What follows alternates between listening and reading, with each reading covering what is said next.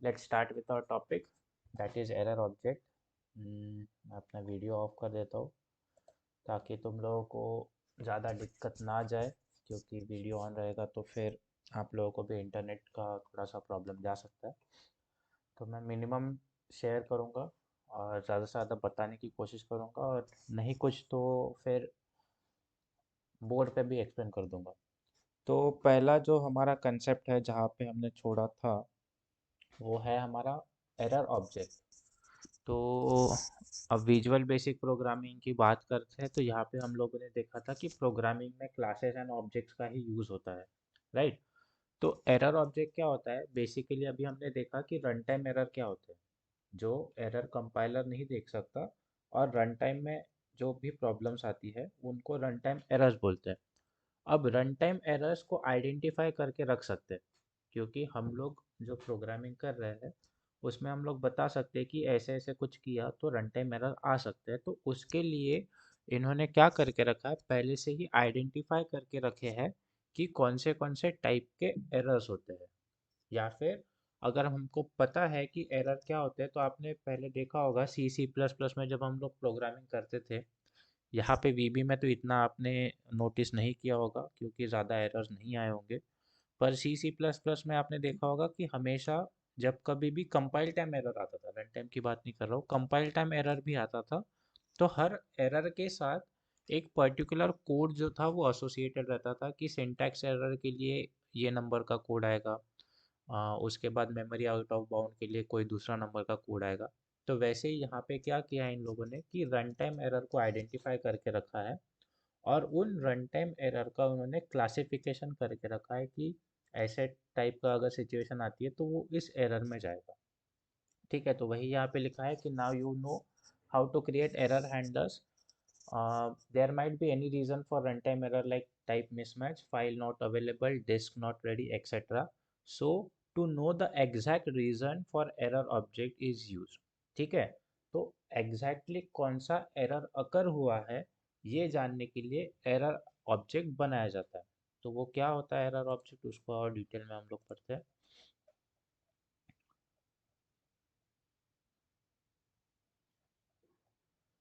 So moreover it is used to identify the source of the error, मतलब कहाँ से error आया है। This enables you to display context sensitive messages in error handlers. The error object is specially object designed to deal with errors, and it contains information about most of the recent errors occur। ठीक है, तो कौन सी type की information अब देता है, तो आपने देखा होगा कि जब एरर्स भी दिए जाते हैं आपके प्रोग्रामिंग लैंग्वेज में, तो वो एक सेम पैटर्न फॉलो करते हैं कि पहले एक एरर, उसके बाद कोड देंगे, उसके बाद कोलन करके उसका डिस्क्रिप्शन देंगे, फिर नाम बताएंगे। तो वैसे ही यहाँ पे भी इसका एक स्टाइल होता है जिससे वो दिया जाता है, जिसको हम लोग यहाँ पे प्रॉपर्टीज बोलेंगे कि कौन सी प्रॉपर्टीज आपकी होती है। एक मिनट।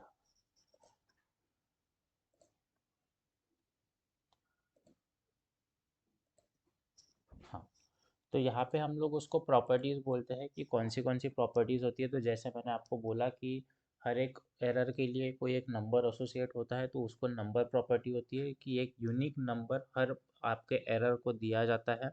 दूसरा होता है उसका डिस्क्रिप्शन, कि कौन से टाइप का एरर है, क्या एरर है। जैसे यहाँ पे नीचे में एक एग्जांपल दिया हुआ है कि बैड फाइल नेम और नंबर। ठीक है, तो आपने जो एक्सेस कर रहे हैं फाइल नेम या नंबर, वो आपने बराबर नहीं दिया है। तीसरा एरर है आप तीसरा उसमें चीज़ आती है, वो है आपका सोर्स, कि वीबी में हमने देखा होगा, अब बहुत लोगों ने ये भी चीज़ यूज़ की है, बहुतों ने नहीं भी की है, कि मैंने बहुत दो चार लोगों के पास ऐसे देखा कि उन्होंने क्या किया है, एक ही प्रोजेक्ट बनाया है और एक ही प्रोजेक्ट में अलग अलग फॉर्म्स ऐड किए हैं हमारे सारे प्रैक्टिकल्स के। तो उस टाइम पे अगर एरर आता है तो एग्जैक्टली कौन से फॉर्म में आया है या कौन से प्रोजेक्ट में आया है ये भी जानना ज़रूरी है, क्योंकि यहाँ पे हम लोग अलग अलग फॉर्म्स भी डिज़ाइन करते हैं और सारे एक साथ रन करते हैं। देन नेक्स्ट आती है आपकी हेल्प फाइल, जो आपको अवेलेबल मिलती है, कि जो आपको बताती है कि आप कैसे उसको सॉल्व कर सकते हो, उसका कंटेक्स्ट। और लास्ट डीएलएल एरर। डीएलएल का फुल फॉर्म होता है डेटा लिंकिंग डेटा लिंक या फिर डेटा लिंक लाइब्रेरी। ठीक है, तो ये बेसिकली डेटा लिंकिंग का काम तब होता है जब आपको डेटाबेस के साथ कनेक्टिविटी अचीव करनी होती है। तो उस टाइप का भी कुछ एरर आता है तो वो भी आपको दिखाई देता है। इसका मैं आपको एक एग्जांपल या फिर एक छोटा सा ये दे देता हूँ। एक दूसरी जो मैंने फाइल आपके साथ शेयर की है विजुअल सी प्रोग्रामिंग वाली।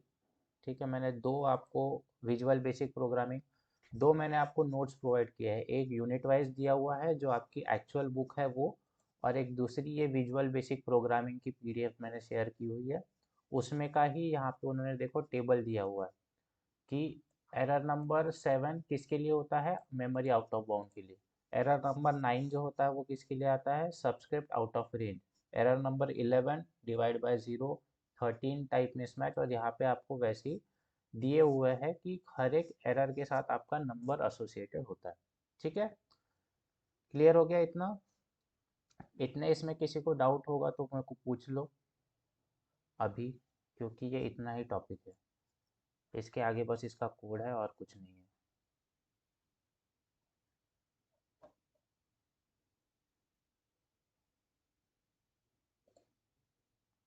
चलो ठीक है, तो इसका कोड भी देखते हैं हम लोग, ऐसे ही आगे नहीं जाएंगे, बिना कोडिंग के मज़ा नहीं आता है। तो इसका कोड एक काम करता हूँ, मैं स्क्रीन ही शेयर कर देता हूँ।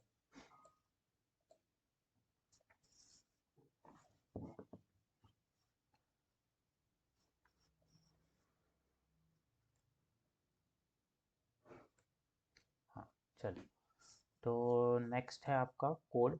ठीक है, तो to study the code given below the time message. ठीक है, ये बाद में देखते हैं। कोड क्या है बेसिकली कि एक कमांड बटन है हमारा, कमांड बटन के क्लिक इवेंट पे कोड किया हुआ है।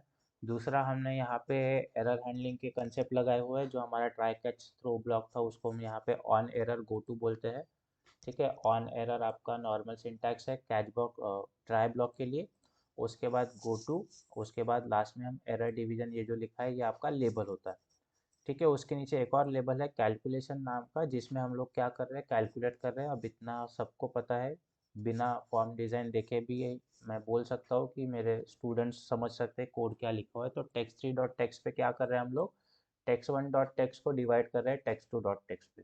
ठीक है, तो यहाँ पे नीचे टेक्स्ट फोर भी दिख रहा है, तो हमको पता है total number of text boxes कितने हैं, 4 टेक्स्ट बॉक्सेस है। थर्ड टेक्स्ट बॉक्स पे हम लोग क्या कर रहे हैं, फर्स्ट का डिवीजन कर रहे हैं सेकंड के साथ। और फोर्थ पे क्या कर रहे हैं हम लोग, मल्टीप्लिकेशन कर रहे हैं पहले दो का। ठीक है, उसके बाद नीचे जो आपका एरर वाला पार्ट था, कि अगर इस कैलकुलेशन वाले पार्ट में अगर एरर आता है तो हम लोग किस पे जाएंगे, एरर डिवीजन पे जाएंगे। तो वो लिखा हुआ है यहाँ पे एरर डिवीजन वाला लेबल। उसमें हमने क्या किया है, आंसर नाम का एक वेरिएबल लिया है, किसके लिए, मैसेज बॉक्स को डिस्प्ले करने के लिए, क्योंकि मैसेज बॉक्स की वैल्यू कहीं तो भी स्टोर करनी होती है। तो मैसेज बॉक्स पे हमने सिंपली एक मैसेज पास किया, द एरर इज। अब इसके बाद देखो, एरर इज, इतना पार्ट यहाँ पे आप नोटिस करो, ये डबल इन्वर्टेड कॉमा में है। डबल इन्वर्टेड कॉमा में वही चीज़ें लिखी जाती है जो प्रोग्रामर खुद से लिखता है ना। जो चीज़ें पहले से ही वीबी को पता है वो डबल इन्वर्टेड कॉमा में नहीं लिखी जाती है। तो यहाँ पे देखो इतना ही पार्ट इसने डबल इन्वर्टेड कॉमा में लिखी है, तो हम लोग यहाँ पे शो क्या करना चाहते हैं, द एरर इज। उसके सामने देखो एंड, जो आपका कॉन्कैटिनेशन वाला ऑपरेटर है। एंड के बाद यहाँ पे क्या आएगा, एरर नंबर। ठीक है, हम लोग जो अभी बोल रहे थे कि हमारा जो भी एरर ऑब्जेक्ट होता है उसके साथ एरर नंबर जो है एसोसिएटेड होता है। तो हमने क्या डिस्प्ले कर दिया, सबसे पहले डिस्प्ले कर दिया द एरर इज, उसके बाद उसका नंबर, उसके बाद एरर डिस्क्रिप्शन। ठीक है, ये किस पे आएगा, आपके मैसेज बॉक्स पे आएगा। कैसे आएगा, एक तो टाइटल रहेगा मैसेज बॉक्स का एरर। ठीक है, मैं एक काम करता हूँ।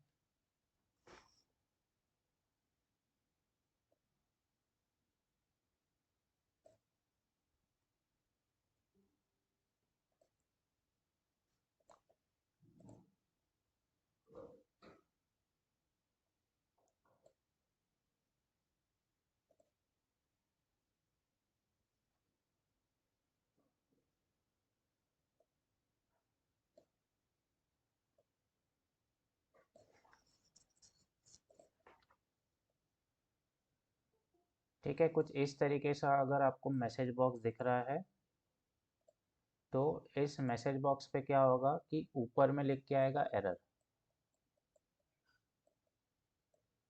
ठीक है, यहाँ एरर लिख के आएगा जो आपका टाइटल है। हैंडराइटिंग के ऊपर मत जाना, पहले ही मेरी हैंडराइटिंग आप लोगों को पता है कैसी है, माउस से तो और अच्छी हो जाती है।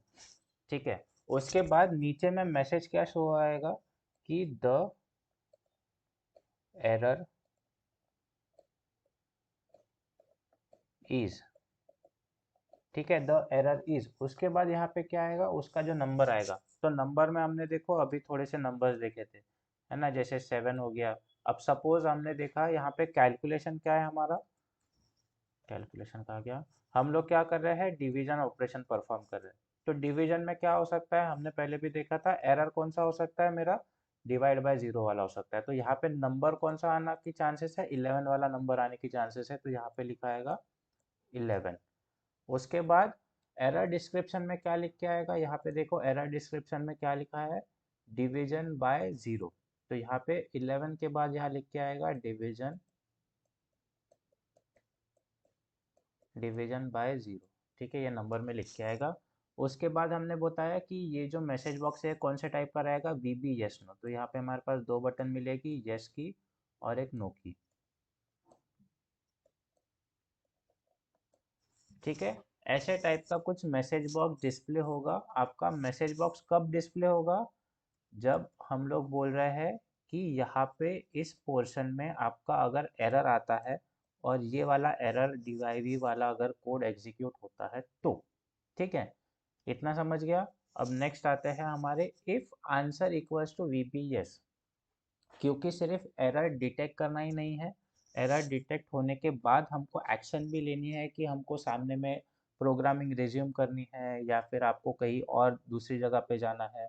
तो जैसे हमने देखा था कि एक था हमारा नॉर्मल वाला एंड सब, कि अगर एरर आ गया तो प्रोग्रामिंग बंद, वहीं पे ख़त्म, आप वापस से उसको ठीक करो कोड को और वापस से शुरू करो। दूसरा पार्ट था हमारा जहाँ पे हम लोग रिज्यूम करते थे कि आपका जो प्रोग्रामिंग है वो वाला रिज्यूम नेक्स्ट, कि आपका जो प्रोग्राम है जहाँ पे कोड का एरर आया है वो वाली लाइन छोड़ दो, नेक्स्ट लाइन से शुरू कर दो। या फिर रिज्यूम लेबल था हमारा जहाँ पे हम लोग एक बोलते थे कि ये वाला पार्ट छोड़ के अगले पार्ट से शुरू करो। तो यहाँ पे हम लोग क्या बोल रहे हैं, if answer equals to V B yes, मतलब एरर आपको दिखा दिया और आपने यहाँ पे यस वाली बटन पे क्लिक किया है तो क्या करेंगे, डिम नंबर एज वेरिएंट। अब हम लोग क्या कर रहे हैं, हम लोग एक और इनपुट बॉक्स डिस्प्ले कर रहे हैं। इनपुट बॉक्स पे हम लोग क्या डिस्प्ले कर रहे हैं कि एंटर अ नंबर, सामने में बॉक्स होगा, इसका टाइटल हमने दिया है एज नंबर, यहाँ पे नंबर लिखा होगा। हम लोग क्या करेंगे, यहाँ पे एक नंबर देंगे सपोज 8। अब वो नंबर को क्या किया हमने, इंटीजर में कन्वर्ट कर दिया और वो हमने किस में असाइन कर दिया, टेक्स्ट टू में कर दिया।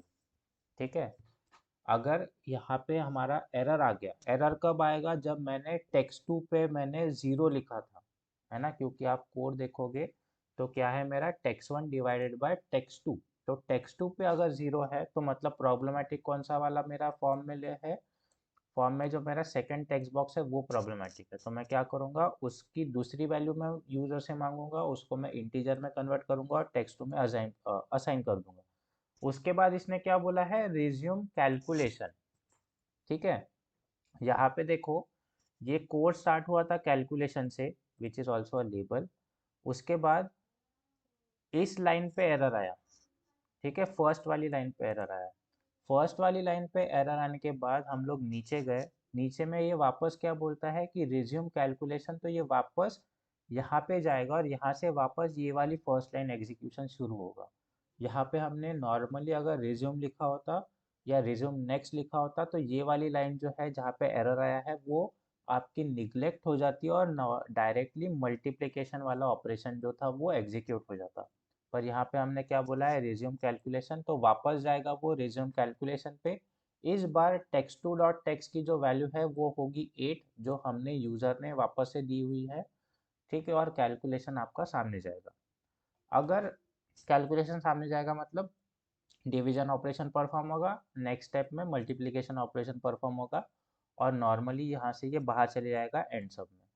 ठीक है, इन केस एरर आता है और हम लोग नो पे क्लिक करते हैं, अभी हमने देखा यस के लिए, अगर हम लोग नो पे क्लिक करते हैं तो क्या होगा, else if answer equals to VB no, then dim one number as variant, num1 equals to input box, enter the number और text to dot text। ठीक है, तो अभी हम लोग क्या कर रहे हैं कि हमने वापस क्या कर दिया कि टेक्स्ट टू डॉट टेक्स्ट की सिर्फ वैल्यू ले ली और उसका ऑपरेशन कोई परफॉर्म नहीं किया। हमने क्या बोला उसके बाद, रेज्यूम नेक्स्ट बोला है। ठीक है, क्योंकि सिंपल सी बात है, देखो अगर डिवाइड बाय जीरो का एरर आ रहा है, वो किस लिए आ रहा है, क्योंकि टेक्स्ट टू डॉट टेक्स्ट में हमने जीरो लिया था। तो हमको इतना तो पता है कि भाई जीरो से डिवाइड नहीं कर सकते तो मल्टीप्लाई भी नहीं कर सकते, क्योंकि जीरो से मल्टीप्लाई करेंगे तो आंसर जीरो ही आने वाला है। तो इसीलिए हम लोग क्या बोल रहे हैं कि अगर वैसी भी चीज़ है तो फिर भी वापस से हम लोग क्या करेंगे, टेक्स्ट टू में यूज़र से इनपुट मांगेंगे। पर इस बार हम लोग डिवीजन परफॉर्म ना करते हुए हम लोग डायरेक्ट जाएंगे हमारे नेक्स्ट पे। तो उसके लिए हमने नीचे लिखा रेज्यूम नेक्स्ट। ठीक है, रेज्यूम नेक्स्ट लिखा तो हम लोग ये वाली डिवीजन वाली लाइन जो है ये स्किप करके जाएंगे डायरेक्ट मल्टीप्लिकेशन पे। ठीक है, और यहाँ पे ये आपका एग्जीक्यूशन खत्म हो जाएगा। इतना सबको क्लियर है? इतने इस पार्ट में किसी को कोई डाउट?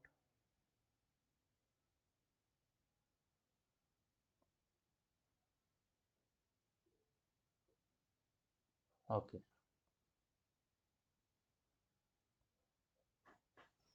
चलो नेक्स्ट पार्ट है। अब ऑब्जेक्ट्स आता है, तो ऑब्जेक्ट्स की प्रॉपर्टीज होती है या फिर मेथड्स हम लोग जिसको बोलते हैं, और उसको यूज़ करने के लिए हम लोग डॉट का यूज़ करते थे। याद है आपको कि हमको जिसको भी यूज़ करना है उसकी प्रॉपर्टीज़ को यूज़ करना है, मेथड्स को यूज़ करना है, तो हम लोग डॉट ऑपरेटर का यूज़ करते थे कोडिंग में। तो वैसे ही आपकी एरर ऑब्जेक्ट भी क्या है, एक ऑब्जेक्ट है, तो उसका भी आप यूज़ कर सकते हो। तो उसकी सबसे पहले प्रॉपर्टी है क्लियर प्रॉपर्टी। तो क्लियर प्रॉपर्टी क्या करती है कि जो भी आपने मैसेज अभी दिया हुआ है उसको सबको क्लियर कर देती है। ठीक है, actually this method is automatically is called automatically in many situation like any resume statement. तो जहाँ कहीं भी आपने रिज्यूम स्टेटमेंट का यूज़ किया हुआ है वहाँ पे ये मेथड को वो ऑटोमेटिकली कॉल करता है। ठीक है, अब दिक्कत क्या है ना कि ये जो आपका वीबी है ये प्योरली ऑब्जेक्ट ओरिएंटेड नहीं होने के कारण इसमें आपका पुराना वाला डेटा जो है वो स्टोर होता है। आपने सी सी प्लस प्लस में कई बार देखा होगा कि अगर आपने वेरिएबल को प्रॉपरली इंस्टा इनिशियल वैल्यू नहीं दी हुई है तो वो क्या करता है, गार्बेज वैल्यू को प्रिंट करता है। गार्बेज वैल्यू मतलब जो प्रीवियसली किसी ने असाइन की होगी उस वेरिएबल के लिए, वो वैल्यू को प्रिंट करता है। वैसे ही इस एरर ऑब्जेक्ट का भी होता है कि यहाँ पे आपको ऑटोमेटिक गार्बेज कलेक्शन नहीं मिलता है, फाइनली मेथड नहीं मिलती है। तो उसके कारण अगर आप क्लियर नहीं करते हो एरर ऑब्जेक्ट को तो हो सकता है कि अगली बार वो आपको पहले से ही प्रीवियस वाला एरर उसमें दिखा दे। ठीक है, दूसरी मेथड है उसमें राइज नाम की। तो rise method of error object you can generate your own run time error. ठीक है, तो आपको अगर आपका खुद का एक रन टाइम एरर आपको देना है तो that to you can create. अब आपका सवाल आएगा कि हम लोग कैसे एरर देंगे। तो देखो, जो आप एप्लीकेशन डेवलप कर रहे हो, ठीक है, that is completely dependent on you that how the application you have made and what is it's use. तो सपोज अगर मेरी कोई एक एप्लीकेशन है जिसको कोई एक पर्टिकुलर टाइप की ही फाइल चाहिए, ठीक है, तो उसके लिए पहले से थोड़ी ना पता होगा वीबी वालों को, माइक्रोसॉफ्ट वालों को कि भाई कोई आने वाला है, वो ऐसे ऐसे टाइप का कोई एप्लीकेशन बनाने वाला है जिसको ऐसी ऐसी टाइप की फाइल लगेगी। तो हम लोग क्या कर सकते हैं, हम लोग खुद का भी एक एरर बना सकते हैं कि अगर आपको ये वाली फाइल कहीं मिलती नहीं है, ये वाली कंडीशन अगर आती नहीं है, ये चीज़ें सेटिस्फाई नहीं होती है, यहाँ पे जैसे लिखा है लॉस्ट नेटवर्क कनेक्शन, तो ऐसे सब चीज़ों के लिए आप लोग खुद से भी एरर बना सकते हो। इतना क्लियर हो गया एरर ऑब्जेक्ट। यहाँ पे आपका एरर ऑब्जेक्ट वाला पार्ट जो है वो ख़त्म होता है। तो इतने पार्ट में कोई डाउट होगा तो पूछ लो।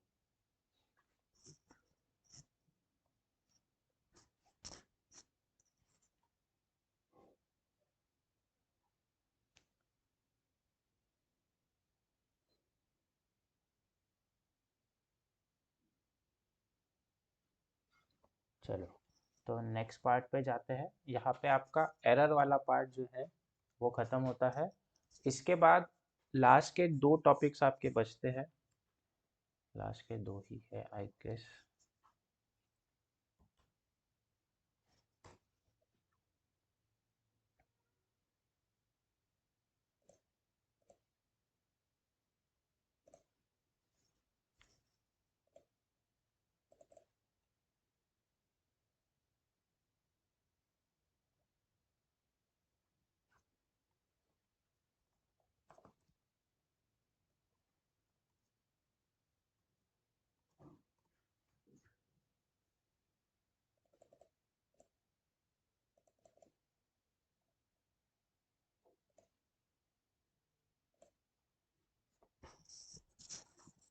रन टाइम एरर हो गया, trapping error, error handling, error object. हाँ, लास्ट के दो टॉपिक बच्चे आपके जो है data environment and data report.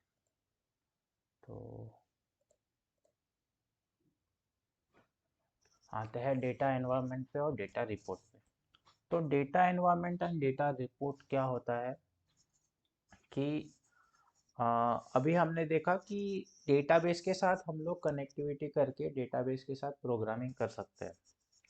Now इसको पढ़ने के पहले मैं एक जनरल चीज़ पूछता हूँ कि एनवायरनमेंट क्या होता है। हमने ये पहले भी डिस्कस किया है, मैंने आप लोगों को स्टार्टिंग के आई गेस फर्स्ट या सेकंड क्लास में आईडीई क्या होता है, इंटीग्रेटेड डेवलपमेंट एनवायरनमेंट क्या होता है, और वीबी एक आईडीई ही है, ये मैंने आपको बताया था। तो बेसिकली क्या होता है कि आपको जो प्रोग्रामिंग करनी है उसके लिए एक अप्रोप्रिएट एनवायरनमेंट क्रिएट करना होता है जिसमें आपका कोड जो है वो अच्छे से रन हो जाए। तो वैसी चीज़ के लिए क्या किया जाता है यहाँ पे कि अब हम लोग डेटाबेस के साथ कनेक्टिविटी कर रहे हैं, तो डेटाबेस के लिए भी एक एनवायरनमेंट क्रिएट किया जाता है जिसको बोला जाता है आपका डेटा एनवायरनमेंट। ठीक है। So here we are introducing a powerful tool called Data Environment Designer, with which you can create complex application without writing much code। तो यहाँ पे हम ये क्या बोल रहे हैं कि आपको ज़्यादा कोड करने की ज़रूरत नहीं है, पर आप उसमें कॉम्प्लेक्स एप्लीकेशन डिज़ाइन कर सकते हैं जिसमें आपको डेटाबेस के साथ कनेक्टिविटी एंड एक्सेस वो लोग कस्टमाइज वे से करके देंगे। मतलब आपको जैसे चाहिए है डेटाबेस को कनेक्ट करना और उसको एक्सेस करना, वैसे आप कर सकते हो। ठीक है। तो क्या होता है कि using a database environment designer कैसे यूज करते हैं इसको वो देखते हैं। Begin with a standard EXE project, you have to add data environment designer in project. ये कहाँ से मिलेगा आपको, ये मिलता है आपको प्रोजेक्ट वाले मेन्यू में। इसके अलावा प्रोजेक्ट वाले मेन्यू में हमको क्या दिखा था, और प्रोजेक्ट वाले मेन्यू में और क्या दिखा था हमने, कंपोनेंट्स भी हमने प्रोजेक्ट वाले मेन्यू से ऐड किए थे, राइट। तो यहाँ पे भी हम लोग क्या कर रहे हैं, इसको भी प्रोजेक्ट वाले मेन्यू से ऐड करेंगे। हाँ, add data environment from project menu, you can add data designer a connection object, or connection one is also added। using this object you can set the connection with the data source। अब देखो यहाँ पे data environment जब हम लोग add करते हैं तो कुछ इस तरीके से यहाँ पे दिखता है। ठीक है, यहाँ दिख रहा है आपको जो डिज़ाइन वाला पार्ट था वहीं पे आपको डेटा एनवायरनमेंट दिख के आता है, और इसके नीचे ये देखो लाइन निकाल के यहाँ लिखा होता है कनेक्शन वन। ठीक है। आप यहाँ पे प्रोजेक्ट एक्सप्लोरर विंडो में भी दिखोगे तो वहाँ पे भी आपको ये नया वाला एडिशनल पार्ट यहाँ पे नज़र आता है। ठीक है, ज़्यादा डिटेल में समझ में नहीं आ रहा है, इतना सोचने की ज़रूरत नहीं है, थियोरेटिकल कंसेप्ट है, आपको इसके प्रैक्टिकल नहीं है। ठीक है, सिर्फ पेपर में ही लिखना है। तो इतना समझ लो कि जैसे ही आप लोग इसको ऐड करते हो डेटा एनवायरनमेंट को, आपका एक कनेक्शन ऑब्जेक्ट बन जाता है जिसका डिफ़ॉल्ट नाम होता है कनेक्शन वन। ठीक है। To do the connection you have to set its property. तो जैसे हम लोग डेटा कंट्रोल को ऐड करते थे ना, उसका प्रॉपर्टी सेट करते थे राइट क्लिक करके, वैसे ही कनेक्शन वन की भी प्रॉपर्टीज आती है। अब कनेक्शन वन ऑब्जेक्ट है तो कनेक्शन वन की प्रॉपर्टीज आएगी। तो हम लोग क्या करते हैं, सिंपली ये जो कनेक्शन वन नीचे बनाया हुआ है उसको राइट क्लिक करके नीचे में उसके प्रॉपर्टीज में जाते हैं।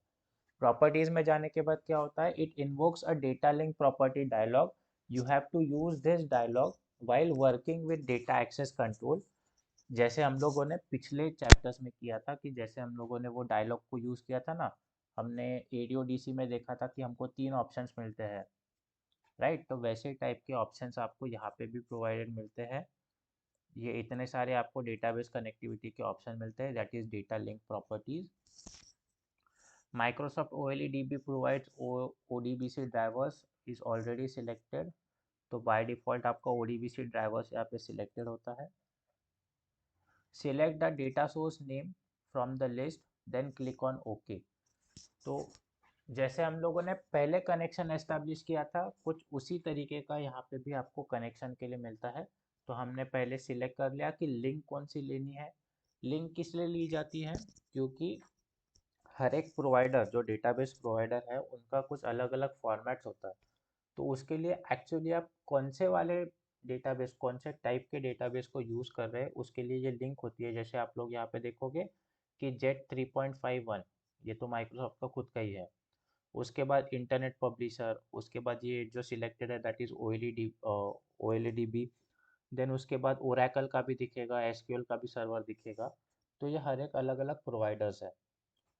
प्रोवाइडर सिलेक्ट करने के बाद जो आपकी लिंक प्रॉपर्टी में आती है, डेटा लिंक प्रॉपर्टी में, उसके बाद आपको डेटाबेस का नेम देना है कि आप कौन सा डेटाबेस यूज करना चाहते हो। उसके बाद next you have to add the command object which will retrieve the data from the database. So right click on connection one and click on add command option from the popup menu. तो एक बार हमने क्या कर दिया, पहले तो database के साथ कनेक्शन सेट कर दिया। उसके बाद डेटाबेस को एक्चुअल में लाने के लिए हम लोग क्या करते हैं, वापस ये जो आपका यहाँ पे कनेक्शन वन वाला ऑब्जेक्ट बना है उस पर राइट क्लिक करते हैं, और इस बार हम लोग जाते हैं किस पे, आपके कमांड वन पे। ठीक है, कमांड बटन पे, कमांड ऑब्जेक्ट जो लिखा हुआ है उसको क्लिक करेंगे।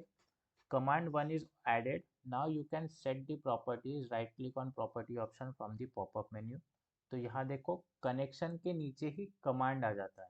अब कमांड की भी प्रॉपर्टी हम लोग सेट करेंगे। Command one property dialog appears which set the command one name as book by default connection property. अब ये इतना सारा झमेला क्यों है, क्योंकि पुराना वाला जो हमारा डेटाबेस था उसमें क्या हो रहा था, हम लोग सिर्फ उसको एक्सेस कर रहे थे, उसमें डेटा एंटर कर रहे थे, और वो सब करने के लिए हमको क्या करना पड़ता था कि जिस लैंग्वेज में वो लिखा हुआ है उसी लैंग्वेज में हमको काम करना पड़ता था। उसके लिए कोडिंग के बहुत झमेले थे कि उसी हिसाब से लिखो, उसके सिंटैक्स के हिसाब से लिखो। यहाँ पे हमने क्या कर दिया कि जो भी डेटाबेस था वो डेटाबेस पूरा का पूरा उठा के ही वीबी में ला लिया। अब इसमें विजुअल डेटा मैनेजर का भी कोई काम नहीं है, ना आपके एक्सेस का कोई काम है, ना किसी डेटाबेस का कोई काम है। हमने क्या कर दिया, पूरा का पूरा डेटाबेस ही इधर उठा के ला लिया। तो यहाँ पे इसीलिए पहले उन्होंने क्या किया, सबसे पहले चीज़, एक और बार मैं आपको शॉर्ट में समझाता हूँ। सबसे पहले चीज़ हमने क्या की है, प्रोजेक्ट में जाके डेटा एनवायरनमेंट ऐड किया। डेटा एनवायरनमेंट ऐड करने पे उसका कनेक्शन वन नाम का खुद से ऑब्जेक्ट बन जाता है। कनेक्शन वन में हमने डेटाबेस के साथ कनेक्टिविटी अचीव की। उसके बाद यहाँ पे हमने कमांड ऑब्जेक्ट कनेक्शन वन का बनाया। अब इस कनेक्शन वन के ऑब्जेक्ट में हमने क्या कर दिया कि जो भी हमारा टेबल था, ठीक है, जो टेबल था वो इसके साथ हम लोग लिंक कर देंगे। तो जैसे ही हम लोग इसका टेबल लिंक कर देते हैं तो आपको यहाँ पे नीचे में आपने जो टेबल सिलेक्ट किया हुआ है वो आपको यहाँ पे नज़र आता है। So after setting the connection and command object, you can display the data from the data source. For displaying, you can use the hierarchical MSH FlexGrid control. तो यहाँ पे ये वापस से वही आपकी सेम प्रोसीजर वापस से रिपीट हो जाती है कि फ्लेक्स ग्रिड लो, फ्लेक्स ग्रिड का फिर ऑब्जेक्ट सेट करो, जैसे हम लोग पहले करते थे।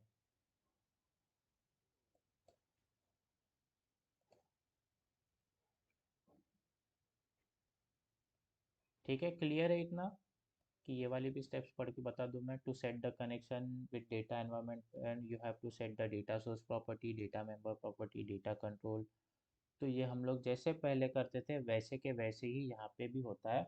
बस यहाँ पे डिफरेंस क्या है कि इसको हम लोगों ने डेटा एनवायरनमेंट नाम दिया। क्यों एनवायरनमेंट नाम दिया है, क्योंकि यहाँ पे हम लोग पूरा का पूरा डेटाबेस ही उठा के ला रहे हैं। ठीक है, इसीलिए हमने इसको क्या किया है, डेटा एनवायरनमेंट नाम दिया है। अब इससे क्या फ़ायदा होगा कि हम लोगों को जो भी कोड करना है, जो भी चेंजेस करना है, वो हम लोग वीबी में करेंगे, वीबी के हिसाब से करेंगे, ना कि दूसरे प्रोग्रामिंग लैंग्वेज के हिसाब से करेंगे। समझ गया इतना सबको?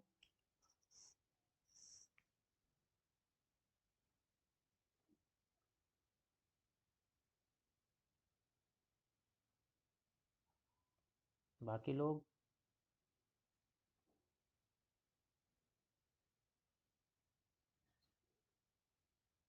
हाँ पूर्वा।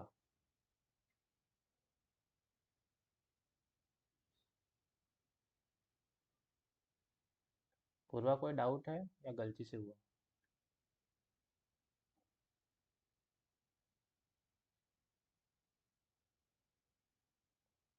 चलो ठीक है, आगे चलते हैं। थोड़ा सा डिफिकल्ट कंसेप्ट है पर इतना डिटेल में आपको जाने की ज़रूरत नहीं है, क्योंकि मैं पहले बताया कि वो आपका सिर्फ थियोरेटिकल कंसेप्ट है। अब इसके बाद लास्ट वाला पार्ट है, आई गेस आज ही खत्म हो जाएगा हमारा सिलेबस। लास्ट वाला पार्ट है जो है डेटा रिपोर्ट। अच्छा, आप लोगों को पता है रिपोर्ट क्या होती है? रिपोर्ट क्या होती है पता है क्या? कभी लिखे हो report? What is report? School में तो लिखी होगी ना। हाँ, न्यूज़ के टाइप का होता है। न्यूज़ और रिपोर्ट में थोड़ा फ़र्क होता है, पर होता जैसे वैसे ही है। तो यहाँ पे विजुअल बेसिक ने क्या किया है कि रिपोर्ट बनाने के लिए जो अलग से फॉर्मेट होता है कि पहले टाइटल लिखो, हेडिंग लिखो, वो सब चीज़ें, पहले उसका कुछ क्रंच लिखो, फिर डिस्क्रिप्शन लिखो, तो वैसा सारा फॉर्मेट इन्होंने अपने में ले लिया और उसको एक अलग से इन्होंने एक सेक्शन बना दिया कि डेटा रिपोर्ट नाम का।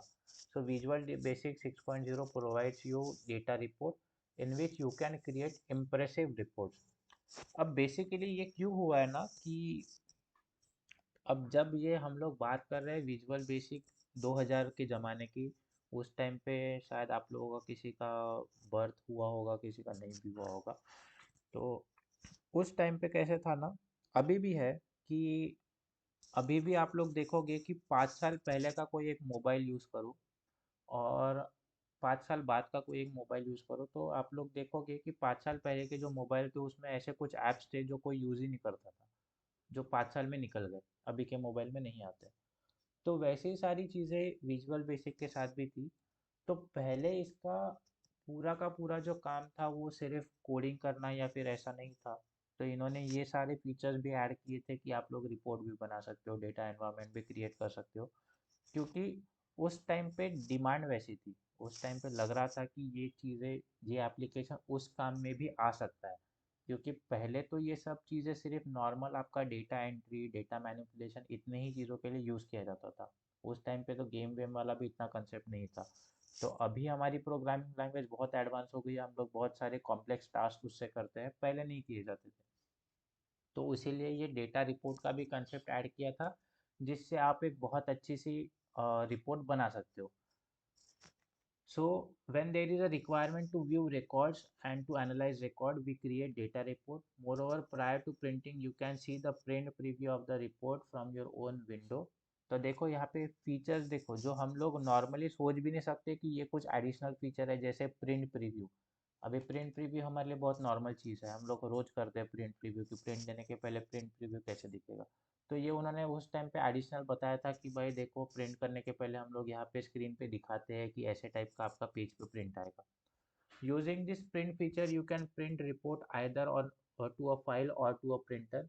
You can export the report to a text file or HTML file, जो भी हम लोग सेव एज करते हैं ना, सेव एज में हम लोग अलग अलग फॉर्मेट में सेव कर सकते हैं, है ना, वो हमारे लिए बहुत जनरल टास्क है। इन लोगों के लिए वो नया था कि HTML फाइल भी बना सकते हैं, टेक्स्ट फाइल भी बना सकते हैं, उसको फाइल में भी सेव कर सकते हैं या प्रिंट भी दे सकते हैं। अब कैसे क्रिएट की जाती है वो हम लोग देखेंगे। तो नॉर्मल हमारा प्रोजेक्ट शुरू करेंगे हम लोग। To create a data report, एक सेकेंड, हाँ, to create a data report you need a data report and data environment। तो डेटा एनवायरनमेंट की क्यों ज़रूरत पड़ेगी? क्योंकि भाई डेटा रिपोर्ट बनानी है तो उसके लिए डेटा लगेगा। डेटा लगेगा तो हम लोग क्या करेंगे कि पूरा का पूरा डेटा उठा के VB में ला लेंगे, तो इसलिए data report. To add the data report designer click on add data report option from the project menu.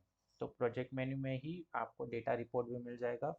Similarly add data environment, ठीक है, वो भी वहाँ से लाना है, उसकी कनेक्शन प्रॉपर्टी सेट करनी है। कनेक्शन प्रॉपर्टी मतलब डेटा रिपोर्ट, डेटा एनवायरनमेंट में आपको कनेक्शन 1 का ऑब्जेक्ट मिलेगा। कनेक्शन 1 पे आप राइट क्लिक करोगे, राइट क्लिक करने के बाद आपका डेटाबेस कनेक्ट करोगे, डेटाबेस कनेक्ट करने के बाद आपको डेटा लिंक वाला एक ऑप्शन मिलेगा, उस पर राइट क्लिक करके आप लोग डेटाबेस के साथ टेबल को कनेक्ट कर लोगे, ठीक है।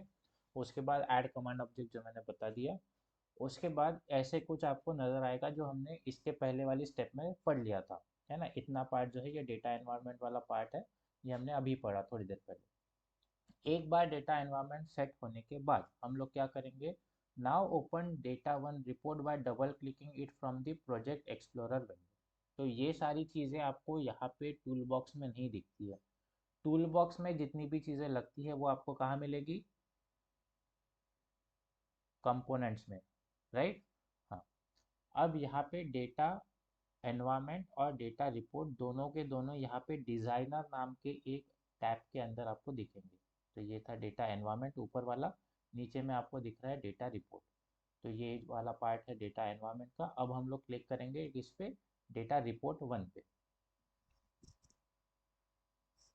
By default, it has 5 sections. You can skip any of these sections. You can adjust the spacing by moving the section band. Adjustment of spacing is very important because it is because if you are not using this section, you leave a lot of empty space. Then this will appear in the report. अब देखो report यहाँ पे दिख रही है क्या? कुछ इस तरीके से आप जब डेटा रिपोर्ट पे जब क्लिक करते हो तो कुछ इस तरीके का एनवायरनमेंट आपको यहाँ पे दिखने को मिलता है। दिख रहा है यहाँ पे section 1, section 2, section 3, section 4, section 5। ये जो डार्क में लिखा हुआ है ये आपका सेक्शन 1 है, जो सेपरेटर हम लोग बोलते हैं। और ये आपका एक्चुअल लेआउट है जहाँ पे आप लोग उसमें कुछ डेटा लिखोगे। तो ये ऐसे क्यों है? क्योंकि आप लोगों ने देखा होगा कि किसी ने अगर रिज्यूम बनाया होगा ना ऑनलाइन, तो उसमें भी ऐसे ही टाइप का दिखाई देता है कि आप लोग इसमें क्या ऐड करना चाहते हो, उसमें क्या ऐड करना चाहते हो। तो वैसे इन लोगों ने क्या किया है ना, कि पहले से ही एक रिपोर्ट का टेम्पलेट बना के रखा है। टाइटल ऐड करो, हेडर ऐड करो, डेटा ऐड करो, फुटर ऐड करो। तो ऐसे टाइप का इन्होंने सेक्शन बना दिए। तो ऐसे टोटल हमारे पास 5 सेक्शन होते हैं। कौन से? पहला है आपका रिपोर्ट हेडर। ठीक है, ये जो है सबसे ऊपर वाला, इसको बोलते हैं डेटा हेडर। ठीक है, सबसे ऊपर वाला डेटा हेडर में क्या दिया जाता है? In this section is use to display the heading of the report. Heading of the report, the header added appears in the beginning of the report. ठीक है, तो सबसे पहला क्या है आपका? Report header. रिपोर्ट हेडर में जहाँ पे आप लोग रिपोर्ट की हेडिंग दोगे, है ना। हेडिंग में जैसे बोल सकते हैं कि जे एम पटेल के बच्चे ये ने यूनिवर्सिटी में टॉप कर दिया। ठीक है, हो सकता है ना ऐसा? पॉसिबल है क्या? पॉसिबल है क्या? किसी के पास आंसर नहीं? एक ही जन बोलता है यस सर, बाकी किसी को भरोसा ही नहीं है। ठीक है, तो ये हो गया आपका हेडर वाला पार्ट। उसके बाद आता है आपका पेज हेडर। ठीक है, अब रिपोर्ट हेडर और पेज हेडर में क्या डिफरेंस होता है? रिपोर्ट हेडर मतलब सिंपली आपकी हेडिंग। हेडिंग मतलब जो आपको फ्रंट पेज पे सबसे ऊपर दिखेगी वो हो गई हेडिंग। पेज हेडर मतलब जो आपको हर पेज के ऊपर में दिखते जाएगा वो हो गया आपका पेज हेडर। ठीक है, डिफरेंस क्या होता है? अभी भी मैं आपको वर्ड में बना के दिखा देता हूँ। कुछ डिफरेंस नहीं होता है। जैसे यहाँ पे मैंने क्या किया, एक हेडिंग दे दी कि जे एम पटेल कॉलेज। ठीक है, ये हो गई आपकी हेडिंग। अब ये जो हेडिंग है ये मेरे को सिर्फ इसी पेज पे दिखेगी।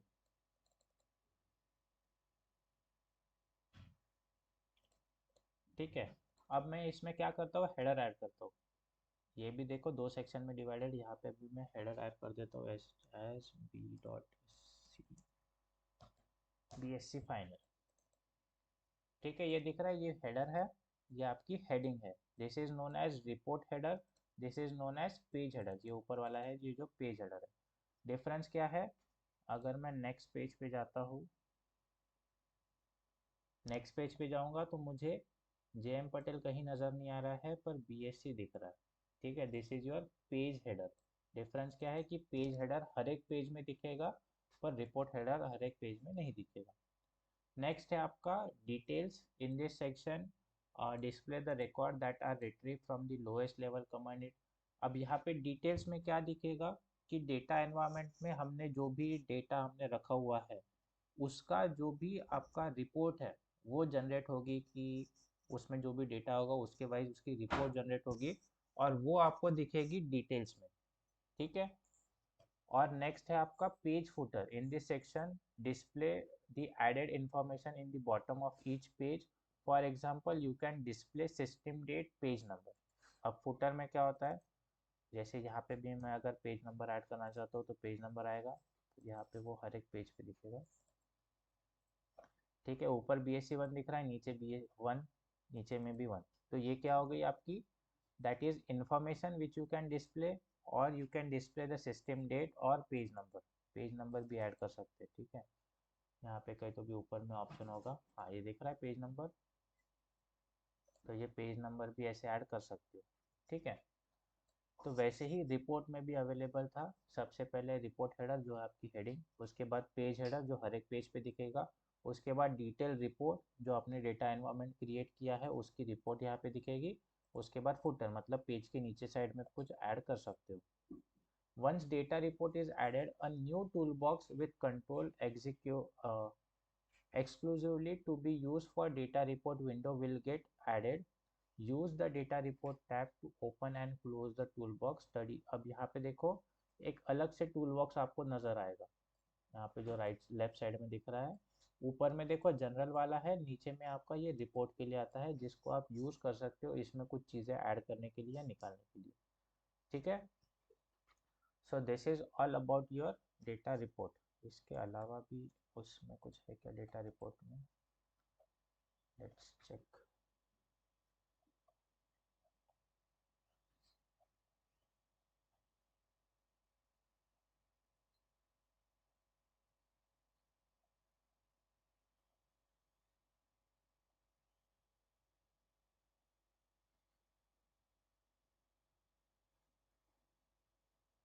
तो यहाँ पे भी वही सब लिखा हुआ है।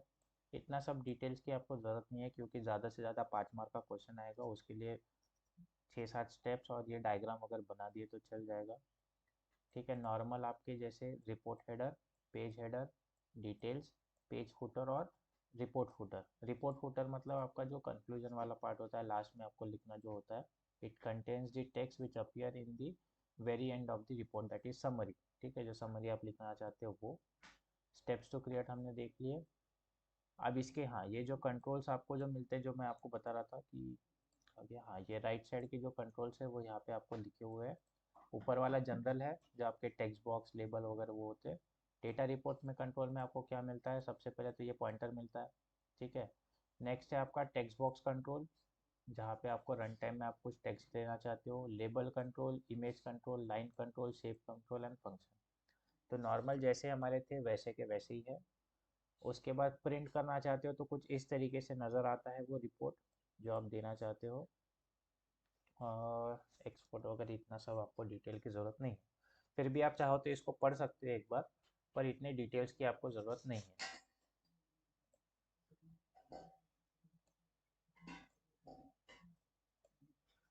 ठीक है। यहाँ पे आपका विजुअल बेसिक पूरा ख़त्म होता है। इसके अलावा और कोई डाउट होंगे तो आप लोग पूछ सकते हो, या फिर इसमें भी कोई डाउट होंगे, इसका पूछा नहीं मैंने, इसमें भी कोई डाउट होंगे, समझ गया है नहीं समझा है?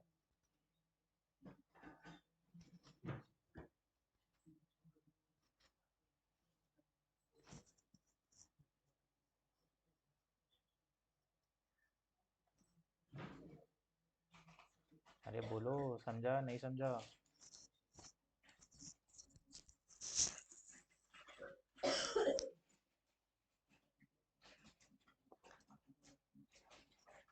ठीक है। तो यहाँ पे आपका विजुअल बेसिक पूरा ख़त्म होता है। मैंने आप लोगों को कुछ इम्पोर्टेंट क्वेश्चंस, जो मैंने पहले भी बताया, इम्पोर्टेंट क्वेश्चन मतलब लास्ट ईयर का जो पूरा एक क्वेश्चन बैंक मैंने बना के रखा था कि जो प्रीवियस ईयर के क्वेश्चंस है उसका एक क्वेश्चन बैंक आप लोगों को दिया हुआ है। क्वेश्चन बैंक अभी है क्या मेरे पास?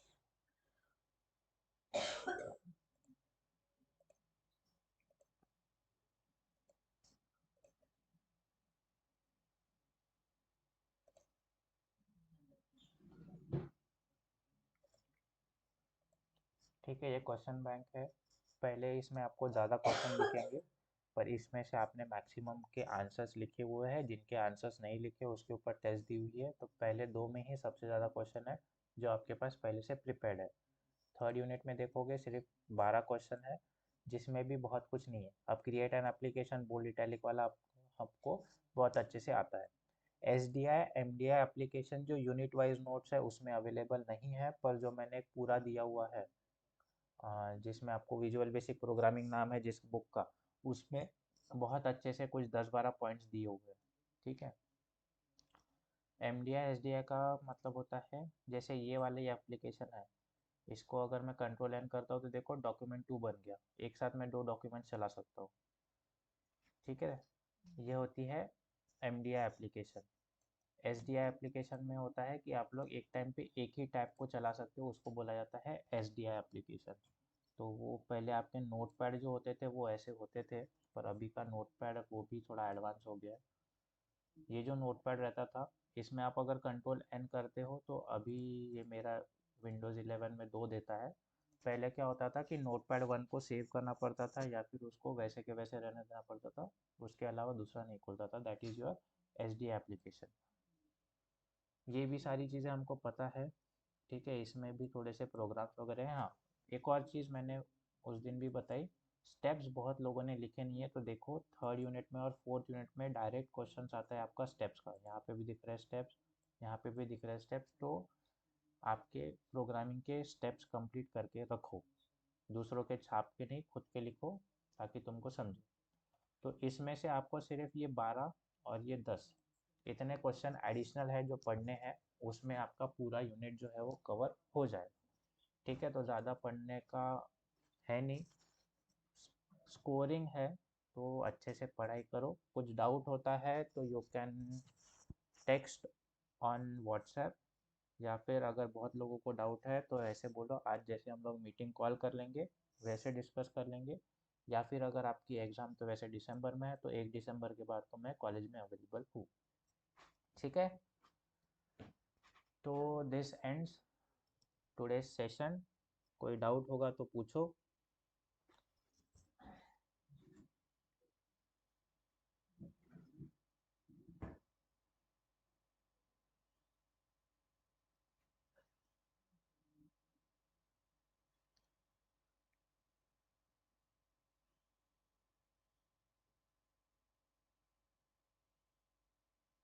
कोई डाउट नहीं है तो देन आपका वीबी का सिलेबस यहीं पे ख़त्म होता है।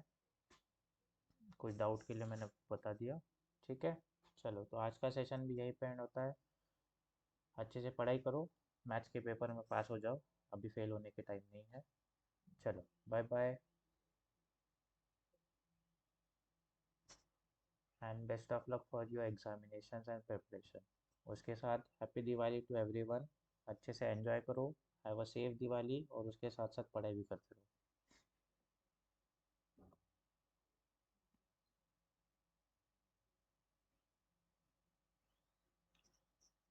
हाँ, एक और चीज़ छोटी सी है।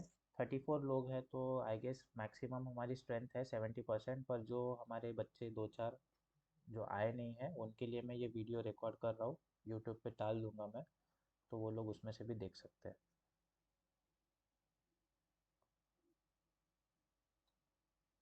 चलो, बाय बाय, गुड डे।